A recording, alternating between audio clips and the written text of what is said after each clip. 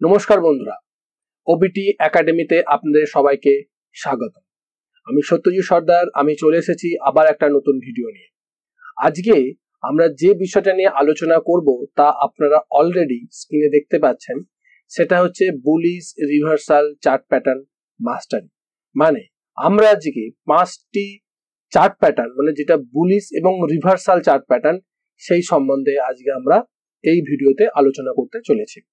যারা নতুন ট্রেডার বা যারা পুরনো ট্রেডার, প্রত্যেকেই এই ভিডিও থেকে অনেক কিছু নতুন নতুন জিনিস শিখতে পারবে, জানতে পারবে। তো চলুন বেশি বাজে না বকে আমাদের এই শেখার জার্নিটা শুরু করা যাক। ওকে, দেখুন, প্রথমে আমরা আজকে দেখে নেব যে আমাদের যে এই ভিডিওটাতে আমরা কি কি জিনিস কভার করব, তার সমস্তটা আজকে আমরা প্রথমে আমরা দেখে নেব তার ইন্ডেক্সটা কি।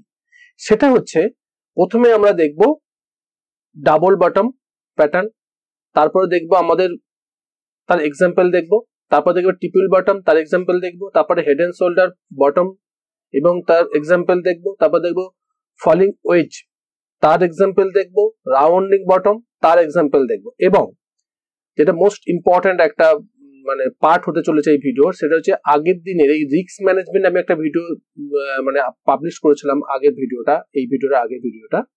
সেই ভিডিওতে একজন দাদাভাই একটা প্রশ্ন করেছিলেন, তার উত্তরটা আমি এই ভিডিওতে দেবো, ঠিক আছে। এবং আমি ওখানে লিখতে পারতাম, যেহেতু মানে উত্তরটা একটু আমি ডিটেল দিতে চাইছি, সেই জন্য একটা ভিডিও করার প্রয়োজন ছিল। ভাবলাম তো এই ভিডিওতে শেষে এটা কমেন্টটা, উত্তরটা আমি ডিটেলসে দেব। তো চলুন শুরু করা যাক ভিডিওটা।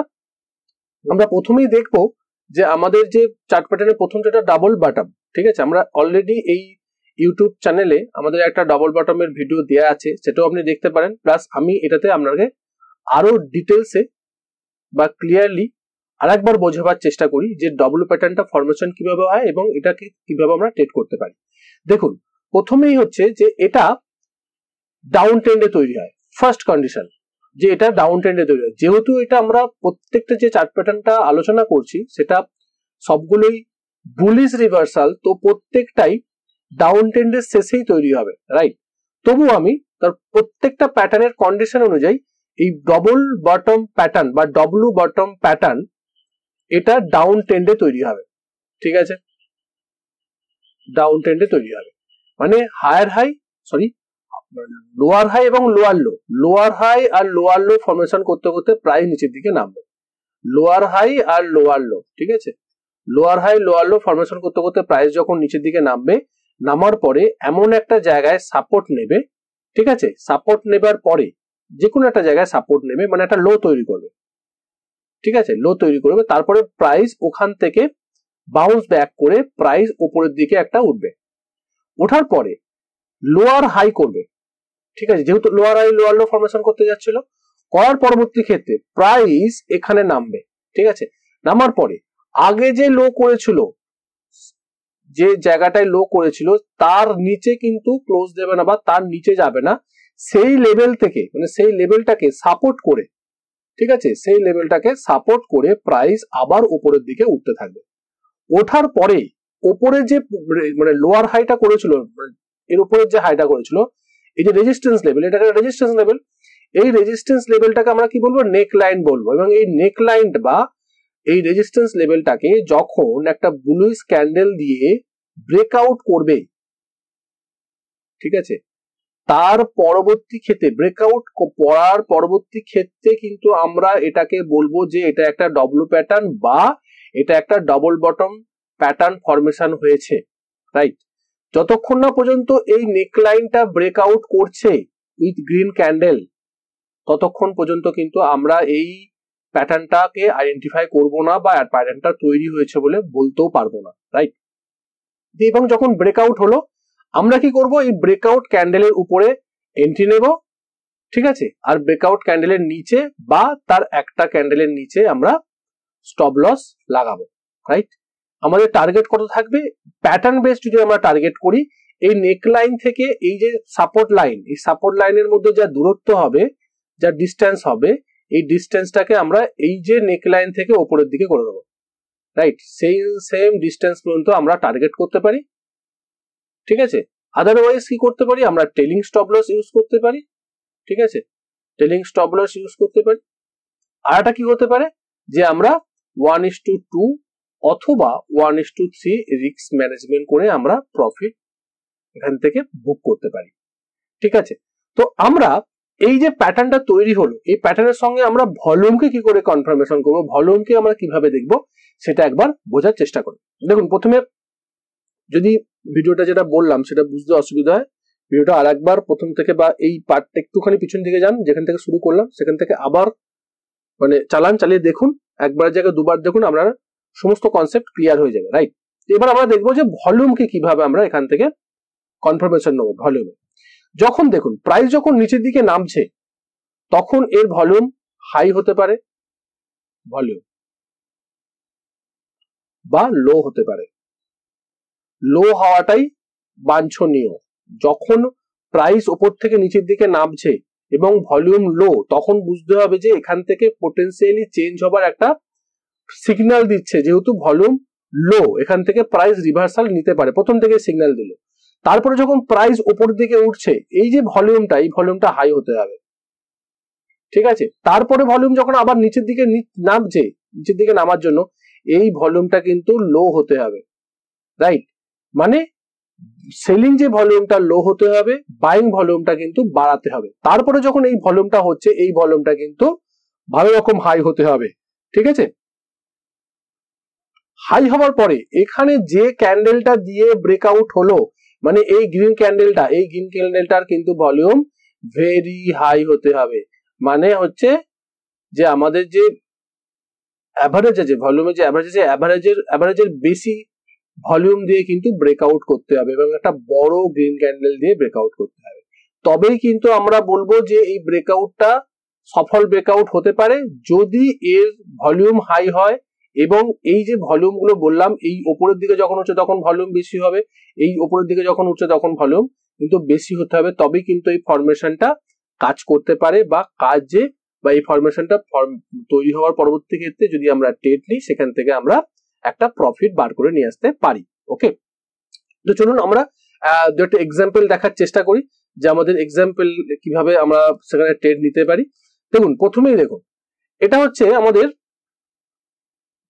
প্রাইস উপর থেকে উপরে উঠেছিল, তারপরে নিচের দিকে নামছে। দেখুন, নামার পরবর্তী ক্ষেত্রে প্রাইস একটা ফার্স্ট বটম তৈরি করেছে, তারপরে আবার উঠেছে, উপরে এখানে রেজিস্ট্যান্স নিয়েছে, নেওয়ার পরবর্তী ক্ষেত্রে আবার নেমেছে, নেমে এখানে কি করেছে, সেকেন্ড বটম তৈরি করেছে। এটা হচ্ছে ফার্স্ট বটম, এটা হচ্ছে সেকেন্ড বটম, তারপর প্রাইস আবার উপরের দিকে উঠেছে। উঠে দেখুন এই যে একটা বড় ক্যান্ডেল দিয়ে এর ব্রেকআউট হয়েছে এবং ব্রেকআউটের উপরে আমরা এন্ট্রি নেবো, এর নিচে কিন্তু আমরা স্টপ লস লাগাবো। আমাদের টার্গেট অলরেডি আমরা বলেছি 1:2 1:3, অথবা মানে প্যাটার্ন বেস যদি আমরা টার্গেট করি, তো প্যাটার্ন বেসে আমাদের এখান পর্যন্ত প্যাটার্নের একটা থাকবে, এই প্যাটার্নটা এখান পর্যন্ত তুলে দেবো, যতটা হবে সেই জায়গা থেকে আমরা টার্গেট করতে পারি। রাইট, এইভাবে কিন্তু আমরা ট্রেডে এন্ট্রি নিতে পারি। নেক্সট আমরা একটা এক্সাম্পল দেখার চেষ্টা করি, সেটা হচ্ছে দেখুন, এটা প্রাইস একটা ডাউন ট্রেন্ডে ছিল, উপরে উঠেছে, ফার্স্ট বটম করে সেকেন্ড বটম করে প্রাইস উপরে উঠছে। দেখুন, ক্যান্ডেলের উপরে এন্ট্রি নেবো, এর নিচে স্টপ লস লাগাবো। প্যাটার্ন বেস করলে এখান থেকে এখান পর্যন্ত টার্গেট হবে, আদারওয়াইজ আমরা 1:2 1:3 অথবা ট্রেলিং স্টপ লস হিসেবেও কিন্তু আমরা এখান থেকে প্রফিট বার করতে পারি।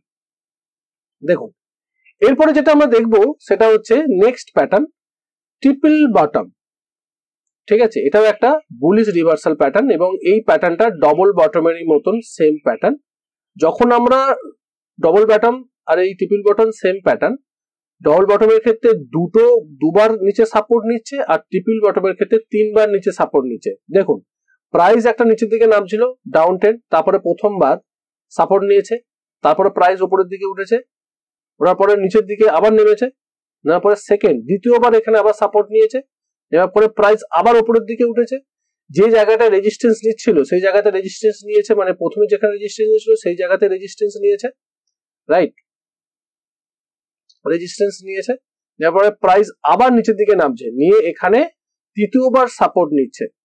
সাপোর্ট নেবার পরে এই যে রেজিস্ট্যান্সটাকে ব্রেকআউট করছে এই ক্যান্ডেলটায়, এবং এই ক্যান্ডেলের হাইয়ের উপরে আমরা এন্ট্রি নেবো, এখানে আমরা স্টপ লস লাগাবো, এখানে আমরা স্টপ লস লাগাবো, এখানে আমরা এন্ট্রি নেবো। টার্গেট কি, টার্গেট আমরা এই যে মানে প্যাটার্ন বেস টার্গেট, আমরা প্যাটার্ন বেস টার্গেট করতে পারি। এই যে নেক লাইনটা থেকে এই সাপোর্ট লাইনটা আমরা যতটা দূরত্ব হবে ঠিক সেম দূরত্ব আমরা এখান থেকে এই নেক লাইন থেকে উপরের দিকে ড্র করতে পারি। ড্র করে আমরা এটা মানে প্যাটার্ন বেস টার্গেট হিসাব করতে পারি, অথবা 1:2, 1:3 অথবা টেলিং স্টপ-লস হিসেবে কিন্তু আমরা টার্গেটকে এখান থেকে ফুলফিল করতে পারি, রাইট। চলুন আমরা দু একটা এক্সাম্পলকে দেখাবার চেষ্টা করি। এক্সাম্পল দেখলে আরো জিনিসটা ক্লিয়ার হবে। সেটা হচ্ছে দেখুন, প্রাইস এখান থেকে নামছিল, ফার্স্ট বটম করেছে আবার উঠেছে, সেকেন্ড বটম করেছে আবার উঠেছে, থার্ড বটম করেছে, থার্ড বটম করে আবার উঠছে। দেখুন সবসময় যে পিকচার পারফেক্ট হবে সেরকম না, যে নেক লাইনটা বা রেজিস্ট্যান্সটা যে সবসময় একদম ভার্টিক্যালি হবে সেরকম নয়, একটু অ্যাঙ্গুলার টাইপের হতে পারে, বা মানে ট্রেন লাইন টাইপেরও কিন্তু আপনার উপরে যে রেজিস্ট্যান্সটা যে সেটা হতে পারে। ব্যাপারটা সবসময় পারফেক্ট পিকচার পাওয়া যায় না, রাইট। তো এই জায়গা থেকে আমাদের প্রথমবার কোথাও হচ্ছে, এটা হচ্ছে ফার্স্ট, এটা হচ্ছে সেকেন্ড, এটা হচ্ছে ফার্স্ট সেকেন্ড, আর হচ্ছে থার্ড। বটম করার পরবর্তী ক্ষেত্রে প্রাইস এখানে কিন্তু দেখুন একটা বড় গ্রিন ক্যান্ডেল দিয়ে ব্রেকআউট দিয়েছে। গ্রিন ক্যান্ডেলের উপরে আমরা এন্ট্রি নেবো, এখানে আমরা স্টপ লস লাগাবো 1:2, 1:3 অথবা টেলিং স্টপ লস, অথবা আমাদের প্যাটার্ন বেস টার্গেট আমরা কিন্তু এখানে রাখতে পারি, রাইট। আমাদের নেক্সট প্যাটার্ন যেটা হচ্ছে সেটা হচ্ছে head and shoulder bottom pattern, ঠিক আছে। হেড এন্ড শোল্ডার বটম প্যাটার্নটা আমরা কিভাবে দেখবো, দেখুন প্রথমেই এটা একটা ডাউন ট্রেন্ডের শেষে তৈরি হবে, ডাউন ট্রেন্ডের শেষে তৈরি হবে। প্রথমে একটা শোল্ডার তৈরি করবে, ঠিক আছে, লেফট শোল্ডার তৈরি করবে, লেফট শোল্ডার তৈরি করবে। শোল্ডার করার পরবর্তী ক্ষেত্রে প্রাইস উপরের দিকে উঠবে, করে একটা জায়গায় রেজিস্ট্যান্স নেবে, ঠিক আছে, এটাকে রেজিস্ট্যান্স বলা হয়। একটা জায়গায় রেজিস্ট্যান্স নেবে, রেজিস্ট্যান্স নেওয়ার পরবর্তী ক্ষেত্রে প্রাইস আবার নিচের দিকে নামবে, এবং এইখানে যে লো করেছিল এই লো এর থেকে আবার লোয়ার লো ফরমেশন করবে, ঠিক আছে। এই লো এর থেকে এই লোয়ার লো ফরমেশন করবে, মানে এটা হচ্ছে কি, এটা হেড তৈরি হলো। হওয়ার পরবর্তী ক্ষেত্রে প্রাইস আবার উপরের দিকে উঠবে, এবং যেখানে আগের বারে রেজিস্ট্যান্স নিয়েছিল সেখানে আবার রেজিস্ট্যান্স নিয়ে প্রাইস নিচের দিকে নামবে। নেমে আগে যেখানে লো করেছিল মানে হেড হয়েছিল সেখানে না লো করে প্রথমে যেখানে শোল্ডার, লেফট শোল্ডার তৈরি হয়েছিল, ফার্স্ট শোল্ডার তৈরি হয়েছিল, সেম লেভেল অথবা একটু নিচে উপরে হতে পারে, সেই জায়গাতে মানে সাপোর্ট নিয়ে প্রাইস আবার উপরের দিকে উঠবে। ওঠার পরে এখানে যে নেক লাইনটা তৈরি হয়েছিল, যে দুবার যে জায়গা থেকে প্রাইস মানে রিজেক্ট হয়ে নিচের দিকে নেমেছিল, সেখানে প্রাইস আবার সেই লেভেলটা ব্রেকআউট করার পরবর্তী ক্ষেত্রে যে করার পরে কিন্তু এই হেড এন্ড শোল্ডার বটম প্যাটার্নটা তৈরি হয়। হেড এন্ড শোল্ডার বটম প্যাটার্নকে অনেক ক্ষেত্রে inverse head and shoulder bottom প্যাটার্নও কিন্তু বলা হয়। এবং এখান থেকে যখন প্রাইস মানে ব্রেকআউট করলো তার পরবর্তী ক্ষেত্রে কিন্তু ব্রেকআউট ক্যান্ডেলের উপরে কিন্তু আমরা এন্ট্রি নেব, আর আমাদের তার নিচে যে ক্যান্ডেলটা যদি বড় ক্যান্ডেল হয় তার নিচে আমরা স্টপ লস লাগাবো। আমাদের প্যাটার্ন বেস টার্গেট যদি আমরা ক্যালকুলেট করি তাহলে কিন্তু এই নেক লাইন থেকে এই নিচের যে লো, এই হেডের লো পর্যন্ত যা দূরত্ব হবে সেই দূরত্বটা আমরা এর উপরে ক্যালকুলেট করে দিলে আমাদের প্রাইস কিন্তু এখান পর্যন্ত উঠতে পারে, বা আমাদের টার্গেট কিন্তু আমরা এখান থেকে পর্যন্ত রাখতে পারি, অথবা 1:2 অথবা টেলিং স্টপ লস দিয়েও কিন্তু আমাদের এই হেড এন্ড শোল্ডার বটম প্যাটার্নকেও কিন্তু আমরা মানে কাজ করতে পারি, রাইট। এবার দেখুন এখানে ভলিউম কিভাবে আমাদেরকে সাহায্য করবে, ভলিউমকে আমরা কিভাবে অ্যানালাইসিস করব এই মানে হেড এন্ড শোল্ডার প্যাটার্নে। এখানে দুটো পার্টে আমরা ভাগ করব। প্রথম পার্ট কি, প্রথম পার্ট হচ্ছে যে প্রথমে লেফট শোল্ডার তৈরি হলো তারপরে হেডে গেল, এই একটা পার্ট, আর হেড থেকে রাইট শোল্ডার তৈরি হয়ে ব্রেকআউট পর্যন্ত, এটা একটা পার্ট। প্রথম পার্টে মানে এই পার্টটাতে কিন্তু ভলিউমটা যদি লো বা হাই হয় তাতে কোনো অসুবিধে নেই, সেরকম ম্যাটার করে না। কিন্তু নেক্সট পার্ট মানে এই পার্টটাতে কিন্তু ভলিউমটা হচ্ছে ইম্পর্টেন্ট একটা রোল প্লে করে, ঠিক আছে। কিভাবে রোল প্লে করে দেখুন, প্রাইস যখন হেড করার পরে যখন প্রাইস উপরের দিকে একটা আপ মোমেন্টাম দেখাবে আগের যে রেজিস্ট্যান্স লেভেল পর্যন্ত, এই যে টাইপটা মানে এই জায়গাটাতে কিন্তু হাই ভলিউম হওয়া চাই, ভলিউম কিন্তু ইনক্রিজ করতে হবে, বেশি হতে হবে। তারপরে যখন প্রাইস এখান থেকে রিজেক্ট হয়ে নিচের দিকে নামবে মানে রাইট শোল্ডার করবার জন্য, তখনকার ভলিউম মানে এই ভলিউমটা কিন্তু লো ভলিউম হতে হবে, যখন নামবে তাদের ভলিউম কিন্তু কম থাকতে হবে, রাইট। এরপরে যখন প্রাইস আবার উপরের দিকে মোমেন্টাম দেবে ব্রেকআউটের জন্য নেকলাইনটার, এর ভলিউমটা কিন্তু আলট্রা হাই বা হাই, ভেরি হাই ভলিউম হওয়া চাই, ভেরি হাই ভলিউম হতে হবে,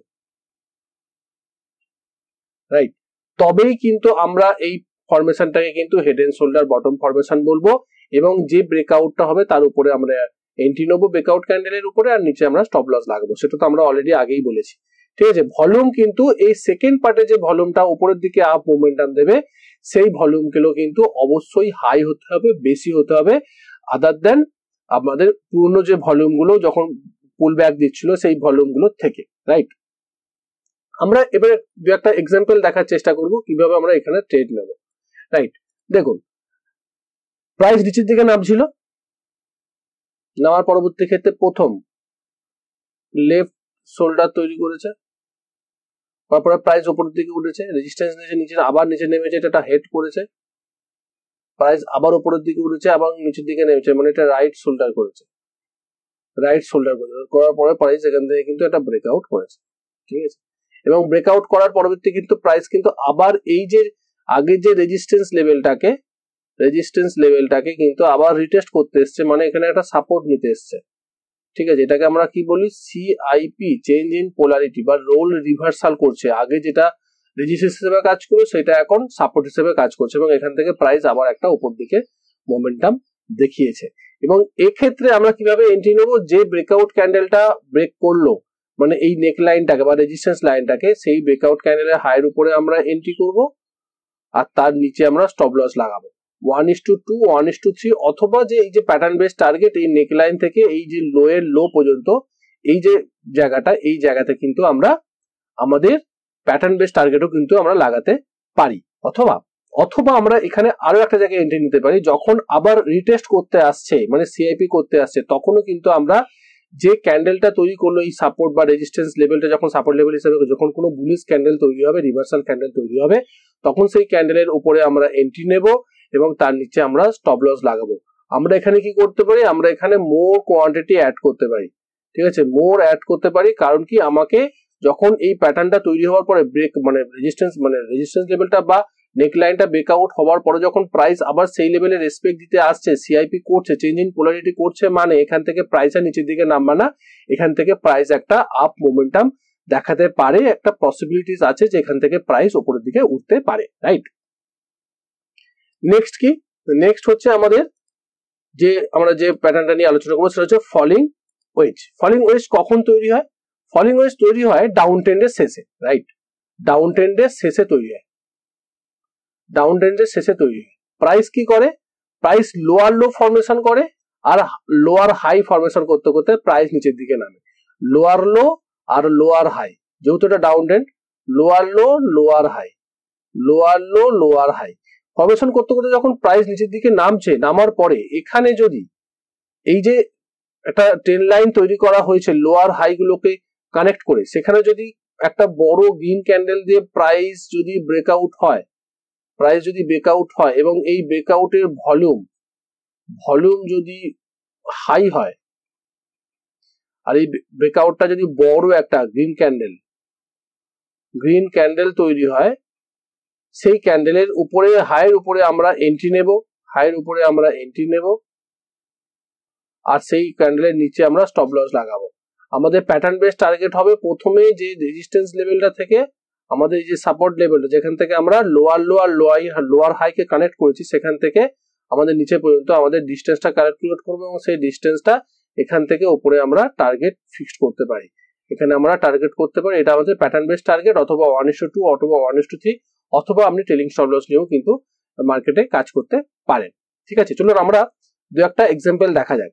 কিন্তু এটা সবচেয়ে বড় ব্যাপার, তার আগে যাওয়ার আগে বলি, এই যে গ্রিন ক্যান্ডেলটা তৈরি হয়েছে না, এই গ্রিন ক্যান্ডেলের ভলিউম কিন্তু হাই হতে হবে, আমি একটু আগেও বলেছি ভলিউম কিন্তু হাই হতে হবে, উইদাউট হাই ভলিউম যদি ব্রেকআউট হয় তাহলে সেই ব্রেকআউট গুলো মোস্ট অফ দ্য টাইম কাজ করে না, ব্রেকআউটটা ফলস ব্রেকআউট হয়ে প্রাইস কিছুটা উপরটা আবার নিচে নেমে চলে আসে, প্রপার ব্রেকআউট হয় না। প্রপার ব্রেকআউট হতে গেলে উইথ গ্রিন ভলিউম, মানে বড় গ্রিন ক্যান্ডেলের সঙ্গে গ্রিন ভলিউম হওয়াটাও কিন্তু খুব মোস্ট ইম্পর্টেন্ট একটা পার্ট, রাইট।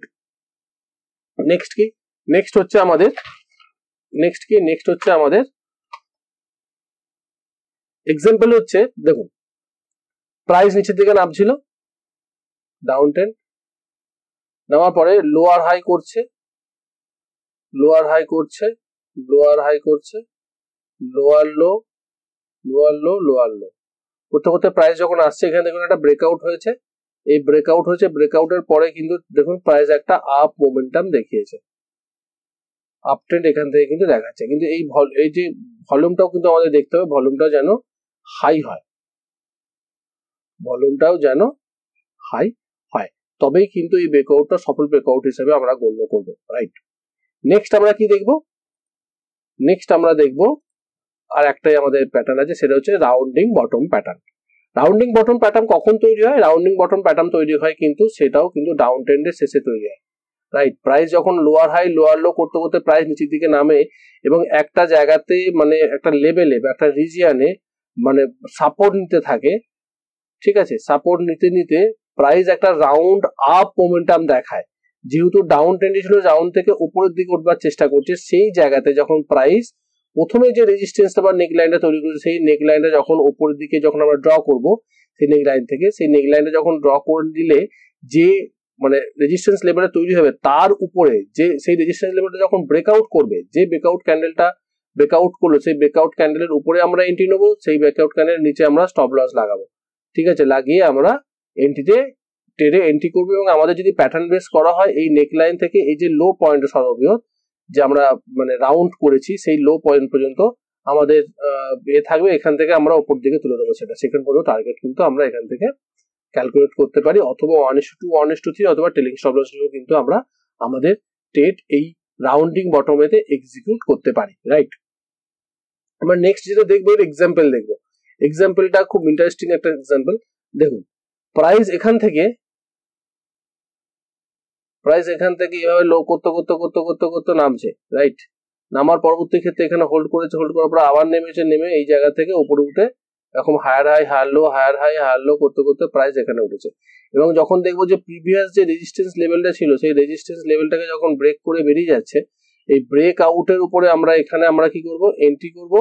আমাদের স্টপ লস কত থাকবে, যে ক্যান্ডেলটায় আমরা এন্ট্রি করছি সেই ক্যান্ডেলের লোতে আমরা স্টপ লস লাগাবো, যদি বড় ক্যান্ডেল হয়, ছোট ক্যান্ডেল হয় তার আগে দু একটা ক্যান্ডেলের লোকে আমরা স্টপ লস লাগিয়ে 1:2 অথবা 1:3 অথবা টেলিং স্টপ লস অথবা আমাদের টার্গেট বেস মানে এই যে প্যাটার্ন বেস টার্গেট যেটা আছে সেটাকে আমরা ক্যালকুলেট করব, সেখান থেকে আমরা প্রফিট জেনারেট করতে পারি। তো নেক্সট এক্সাম্পল যেটা আমরা দেখবো সেটা হচ্ছে মাহিন্দ্রা লাইফস্পেস, এটা ঠিক আছে। এই কোম্পানির দেখুন ভালো করে প্রাইস কিন্তু উপরের দিকে নামছিল, প্রাইস উপরের দিকে নামছিল, উপর থেকে নামার পরবর্তী ক্ষেত্রে প্রাইস দেখুন আপ মোমেন্টাম দেখেছি, তারপরে ঘুরে ঘুরে ঘুরে ঘুরে একটা যে জায়গায় একটা কনসলিডেশন ফেস করে প্রাইস উপর দিকে ওঠা নামা করতে করতে রাউন্ড অনুযায়ী প্রাইস এখন রাউন্ড অনুযায়ী উপরের দিকে উঠছে। ওটার পরবর্তী ক্ষেত্রে যখন সেই জায়গাটায় যে জায়গা থেকে শুরু করেছিল মানে ডাউন ট্রেন্ডটা শুরু হয়েছিল, সেই জায়গাতে যখন ব্রেকআউট দিতে আসে, সেই ব্রেকআউট ক্যান্ডেলের উপরে আমরা এন্ট্রি নেব, আচ্ছা তার নিচে আমরা স্টপ লস লাগাবো। আমাদের টার্গেট কত থাকবে, মানে এ বেস টার্গেট যদি থাকে, চ্যানেল বেস টার্গেট মানে প্যাটার্ন বেস টার্গেট থাকলে এই হাই থেকে মানে যেটা রেজিস্ট্যান্স বা নেক লাইন হচ্ছে, সেই নেক লাইন থেকে আমাদের এই যে রাউন্ড করে রাউন্ড এন্ড লো পর্যন্ত আমরা এর ক্যালকুলেট করবো, তারপরে এখান থেকে নেক্সট লাইনের উপরে আমরা সেটাকে ড্র করে দেবো, সেটা হচ্ছে আমাদের টার্গেট, ঠিক আছে। এবং আমরা 1:2 অথবা টেলিং স্টপ লস দিয়েও কিন্তু আমরা এখান থেকে প্রফিট বার করতে পারি বা ট্রেডিং করতে পারি এবং সেখান থেকে প্রফিট বুক করতে পারি সিস্টেমেটিক ওয়েতে। আমরা আগের ভিডিও করেছিলাম, সেই ভিডিওতে আমাদের এক দাদা ভাই একটা প্রশ্ন করেছিলেন যে আমরা কি রিস্ক ম্যানেজমেন্টটাকে কি আমরা ক্রিপ্টোকারেন্সিতে বা ক্রিপ্টোতে স্পট ট্রেডিং করতে পারি?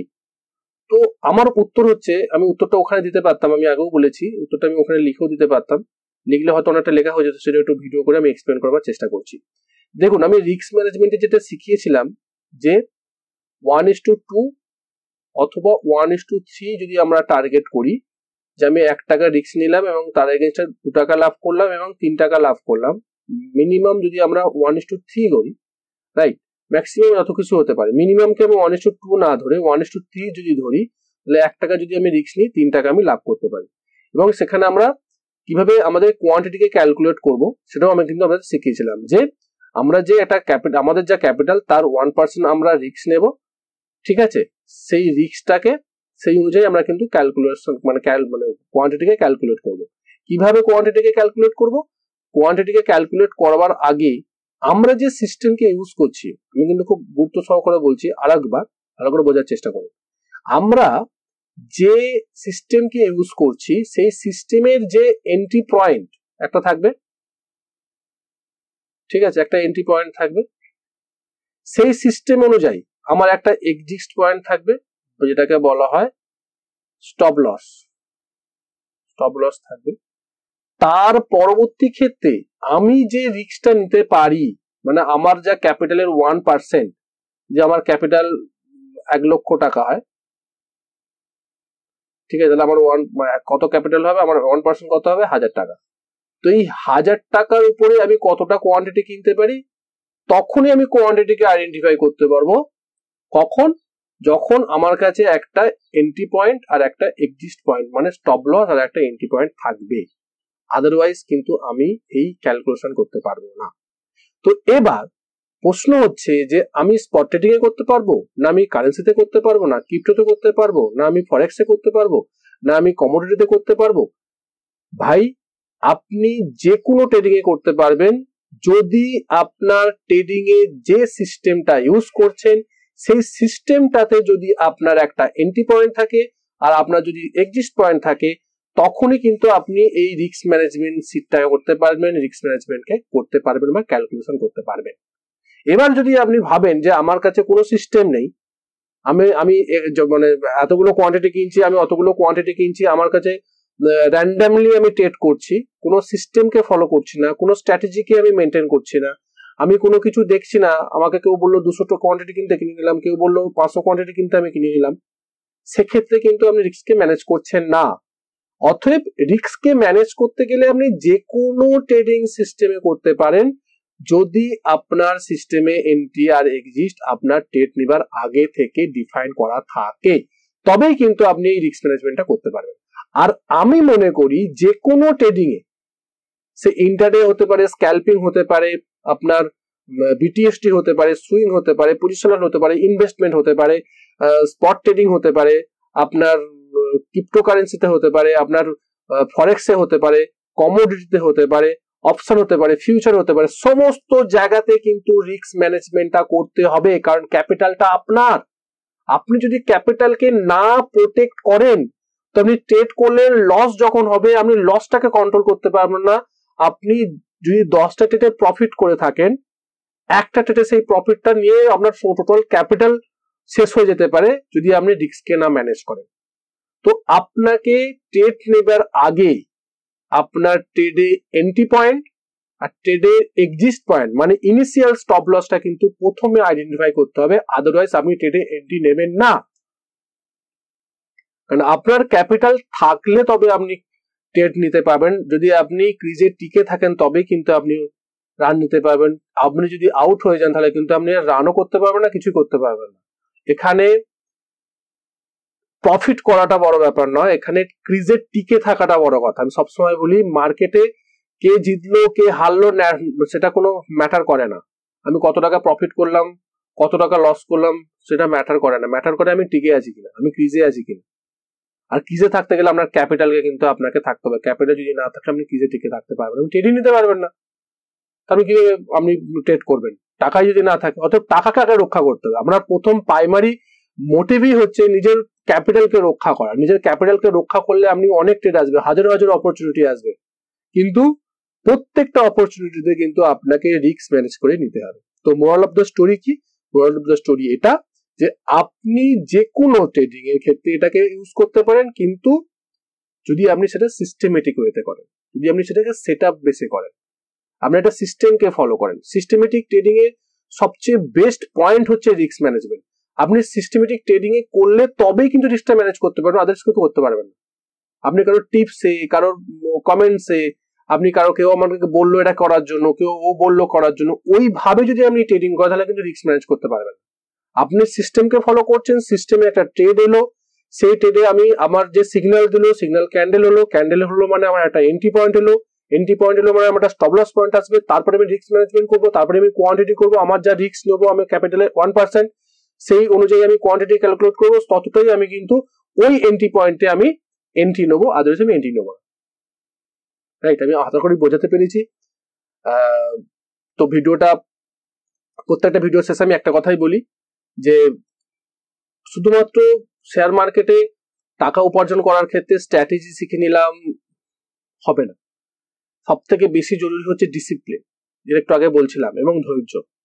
আপনার মধ্যে যদি ডিসিপ্লিন না থাকে, আমি যে সিস্টেমটা ফলো করছেন সেই সিস্টেমটাকে আপনি যদি ডিসিপ্লিন হতে না ফলো করতে পারেন, প্রত্যেকটা যে সিস্টেম, আমরা যে সিস্টেমে আমি ট্রেড নিচ্ছি, যে স্ট্র্যাটেজি নিচ্ছেন আপনি, সেই স্ট্র্যাটেজিটাতে যে মানে চেক করতে হয় যে এটা হলে তবে আমি এন্ট্রি নেবো, নাহলে আমি নেবো না।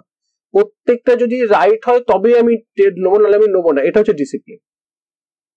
আমাকে ট্রেড করতে হবে বলে আমি ট্রেড করছি, নো।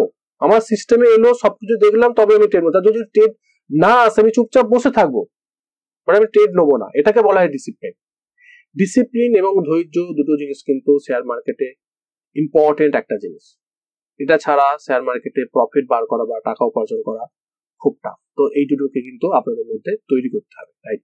তো প্রত্যেকটা ভিডিও শেষে আমি এই একটা কথাই বলি। আশা করি ভিডিওটা সম্পূর্ণ যারা দেখেছেন বা দেখেছো, ভিডিওটা কেমন লাগলো সেটা অবশ্যই লাইক করবেন, কমেন্ট করতে ভুলবেন না, আর বন্ধু বান্ধবদের সঙ্গে শেয়ার করতে একদমই ভুলবেন না। আর হ্যাঁ, মানে যারা এই নতুন নতুন যে কনসেপ্ট গুলো বা নতুন নতুন টেকনিক্যাল অ্যানালিসিস সম্বন্ধে আরো নতুন ভিডিও পেতে অবশ্যই এই যে চ্যানেলটাকে সাবস্ক্রাইব করতেও কিন্তু ভুলবেন না। আর বেল আইকনটি অবশ্যই ক্লিক করে রাখুন যাতে নতুন ভিডিওগুলো আপনারা সবার প্রথমে দেখতে পারেন। পরবর্তী ভিডিওতে আবার দেখা হবে। ততদিন সুস্থ থাকুন, ভালো থাকুন, ভালোভাবে ট্রেড করুন, সিস্টেমেটিক ওয়েতে ট্রেড করুন, নিজের ক্যাপিটালকে রক্ষা করে মানে রিস্ককে ম্যানেজ করে ট্রেড করুন। ওবিটি একাডেমির পক্ষ থেকে আপনাদের সবাইকে অসংখ্য ধন্যবাদ।